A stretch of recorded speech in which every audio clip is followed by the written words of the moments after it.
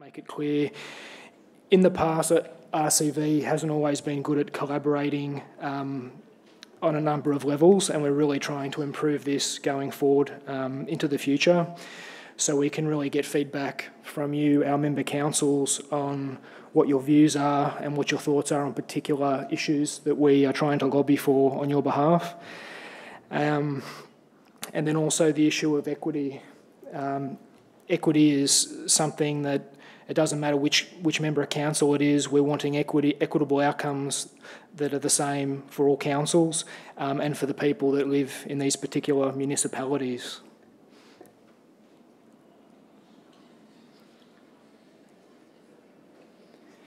This slide was put in simply to highlight that our budget is $3.5 million, but a lot of that money that's allocated to specific projects that we undertake. This $130,000, which is member money that's paid by member fees, it's more of a discretionary fund that we can use for any issues that we need to lobby to get outcomes for that might be raised throughout the year. So these are some of the advocacy works that are happening at the moment, and Connor will touch on this extensively after I've finished speaking. But the 2018-2019 budget submission, we really feel that at the moment this is the opportunity to really seize the day with a lot of important issues, and the fact that it's an election year, we really think we've got the opportunity to leverage that going into the budget submission process and then also going into the election at the end of the year. So Connor will speak about that more in depth later. And then we've got the local government exposure draft. So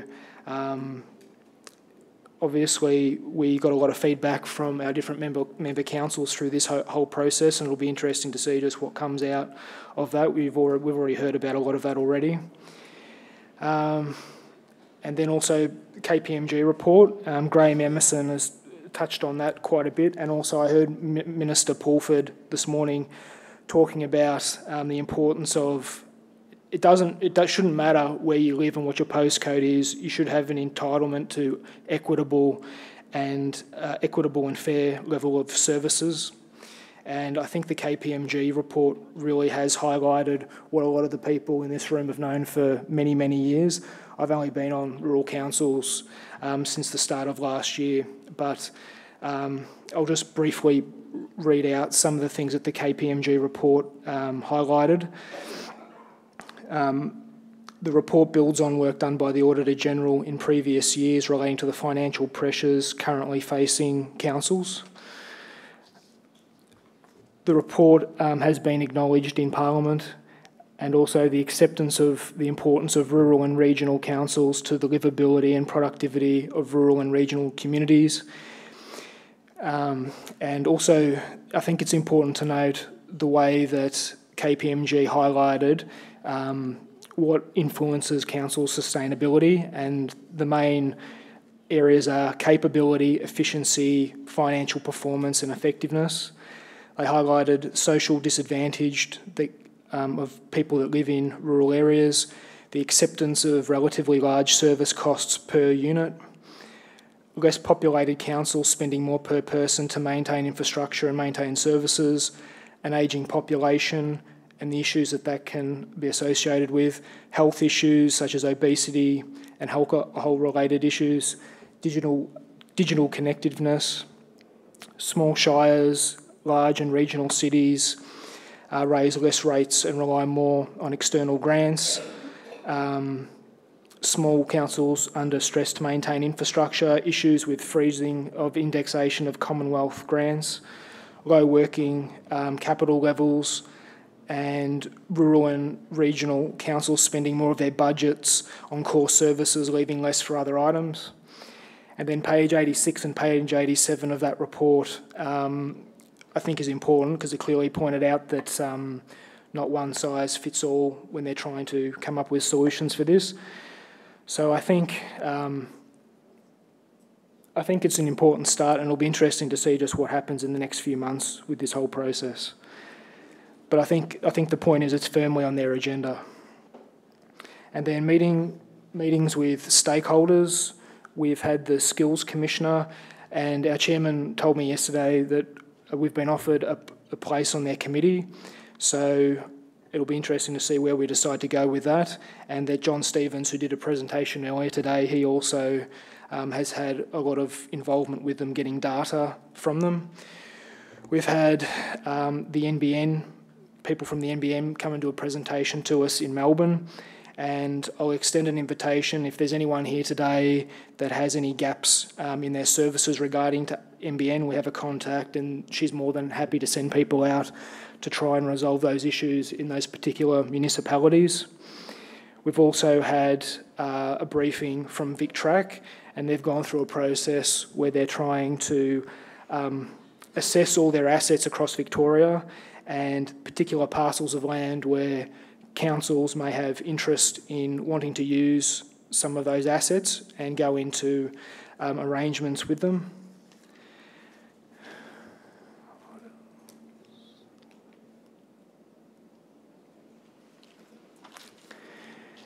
So just some more advocacy efforts that we've been doing. Our chairman has been very outspoken on recycling and the potential financial burdens that it can put on rural councils and regional councils, and trying to really make that clear that it's not necessarily the same sort of issue that's facing Metro as our member councils. And I would just like to point out that DALWOP has got workshops going on this month. Sebastian Chapman will be the contact for that, and we can pass on that information if any of you need to know that. And then also there's been the Snowy Hydro asset sales. The Leader for the Opposition touched on that today. Again, our chairman's been very vocal with that, trying to get a good outcome for rural Victorians and our member councils with that money that will come from that sale. Also, the representation on committees. Lenny really wanted me to highlight today, just to get the point across, that rural councils is not about just sitting in an office in Melbourne once a month where we're talking just amongst ourselves. We're really trying to get out there and integrate with relevant bodies, and being part of committees is part of that. So that you can see that that's what we're also being part of.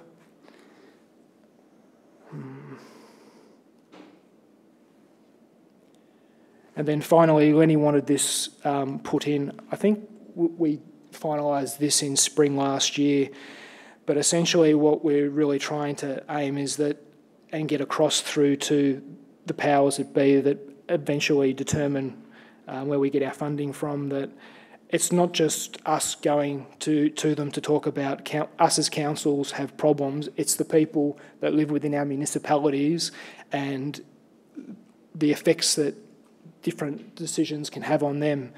And I think that's really going to be an advantage going forward, is really trying to get capital from that way of thinking, and trying to target in that sense. So that's essentially what this is all about. I'll now pass over to Connor, and he'll give you more of an insight into our advocacy work now.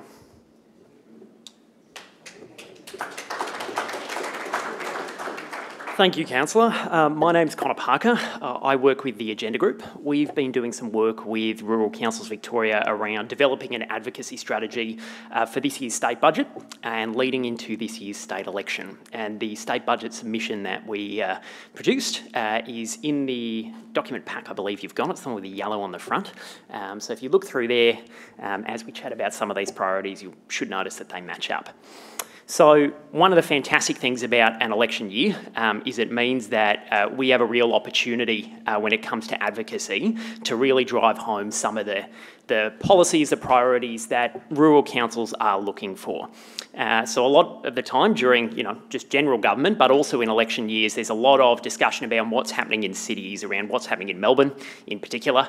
And often it feels like there's a little bit of a dearth of attention on rural areas.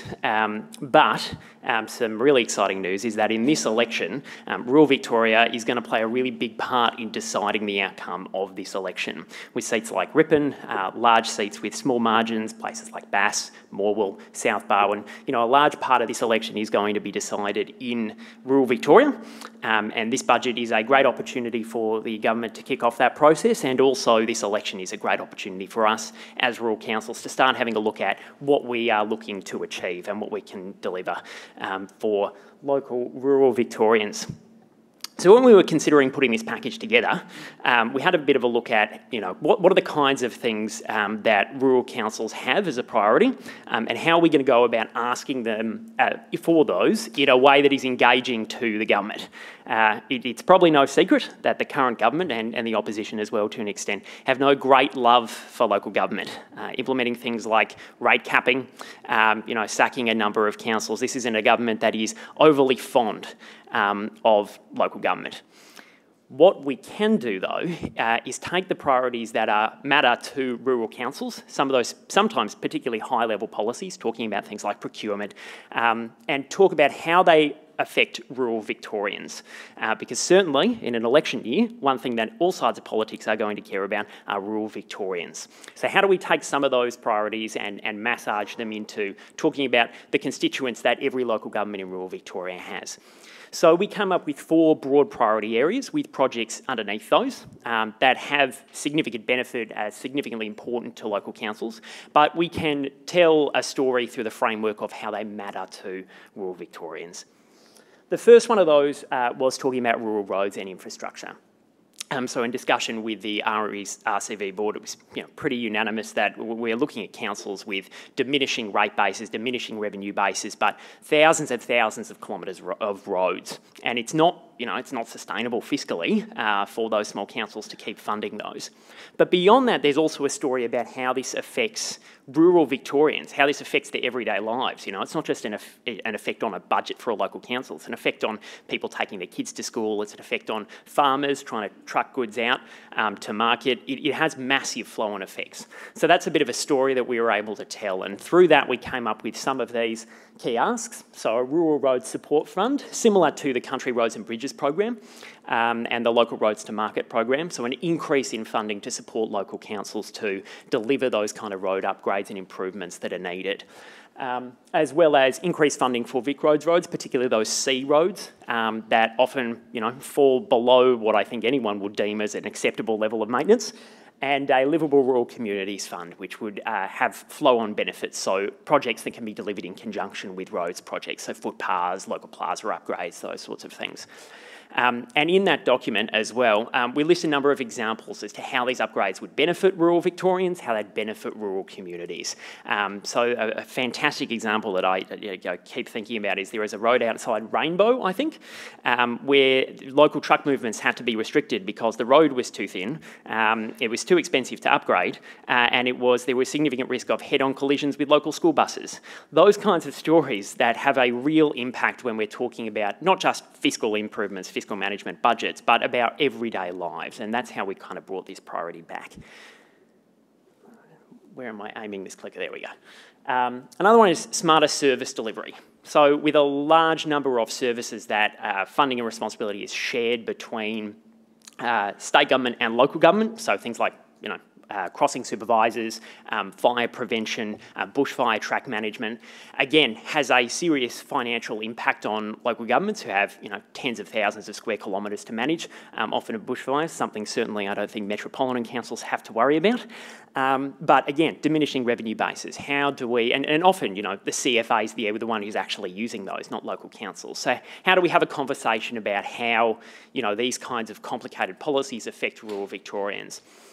So we pulled up some examples, some real-world examples of councils where this has actually been a challenge for them to even meet the base level of funding required for populations to be safe from bushfires, for those access roads to be maintained, for crossing supervisors to be maintained. So that's another key priority area we're looking at. And certainly, again, just linking it back to those real Victorian stories. Haven't got a good aim with this thing. Additionally, a strong voice, so ensuring that funding for Rural Councils Victoria is maintained. Rural Councils Victoria, as we all know, has significant benefits for rural Victorians, not just as a voice for advocacy, but in terms of sharing and collaboration between local government that has benefits, real-world benefits to people in those communities, telling those stories and ensuring that in this budget we can get some continued support for Rural Councils Victoria and the great work it does. And finally, talking about collaborative procurement. So collaborative procurement can be a bit of a dry subject when we're talking to certain individuals, but how do we make this about real people again? How do we make this about communities? How do we make this about everyday Victorians? So we pulled together some fantastic examples out of Queenscliff. So Queenscliff has done some collaborative procurement projects with energy saving, which has in turn driven down costs for that local council, which in turn allows them to reinvest those savings in community programs. So collaborative procurement initiatives like that between rural councils, which have a direct benefit in terms of reducing expenses, but also making sure there's it's not just a numbers game. Again, this has real flow-on effects. It allows us to deliver those priorities that, we really want to be looking at how we can deliver things like libraries, things like immunisation programs, those ones that we tend to struggle with in terms of meeting those funding needs in large rural areas as well. So those are the 4 priorities that we came up with and how we linked them to an advocacy and messaging strategy that was about rural Victorians. So currently, Rural Councils Victoria is in the process of meeting with a number of ministers, including the Treasurer. 2 of those have already happened. The meeting with the Treasurer will be this Friday, and a meeting with a local government minister will happen in a few weeks' time. So those meetings are aimed at sharing those priorities, discussing what opportunities there may be in this budget and beyond this budget to see these priorities delivered, ensuring that the ministers, their staff, the departments are aware of not just what the asks are, but why they matter to local government, to the sustainability of rural councils and to rural Victorians themselves. So a range of those meetings have been conducted all the way up until the budget, and then we'll be able to see in the budget, the effect of those. Great. And the final thing that we've done as well is in looking at how we craft a strategy of communications around identifying the problems that local councils face without it being a negative sounding campaign. When you're talking about priorities and it's about problems, it's about poor accessibility to service, it's about talking about disadvantage, it's talking about poor access. It can be tricky because you don't want to sound, often relentlessly negative. You don't want to talk down communities too much. Absolutely not. So one of these strategies we've come up with, and certainly we'd encourage you to take a look at it if you've got local constituents, local council workers who could be entrants to this. It'd be fantastic for you to help us drive this one. But it's a community competition. Called the Community Innovators Competition, which asks local residents to submit examples of where, in key areas that relate directly to RCV's advocacy, someone they know has done something above and beyond. I'm sure we all know stories where local council workers, local residents have done something pretty extraordinary to deliver services that other parts of Victoria may already be getting, or that other communities may already be getting. We've got library staff who will drive books out to residents. We've got people who are doing energy projects of themselves. They're investing in those kinds of new ideas. We'd love to hear about them because it gives us a great opportunity to talk about the fact that these people are having to go above and beyond because accessibility is poor, service accessibility is poor, but also rural communities themselves are actually they're a huge part of this solution and they want to achieve these outcomes. So we can talk about some of these problems and also, some of the real positive solutions that are already happening to give us the opportunity to make sure that we're not framing it entirely as a negative conversation. So if you have any ideas if you'd know of anyone. It'll be on the Rural Councils Victoria website. We'd love for you to take a look. We'd love for you to nominate someone or make sure that your local government areas are aware of this, because it'd be fantastic to hear some more of those stories. So, great. Okay, in which case I think it's just for Aaron and I, if you have any questions for either of us at this stage. I think Alicia's wandering around with a microphone. Anything? Too late in the day? No? Don't blame you. Okay, well, oh, one over here, sorry. Yep. You talked about roads, but yep. not a lot about public transport. So roads was one of the main priorities we identified, specifically, I think, because the state of roads was universally pretty poor across a lot of communities. Certainly in these sorts of discussions, it's largely a transport issue. So we're talking about how poor transport affects communities. You could certainly add on a public transport a part of that.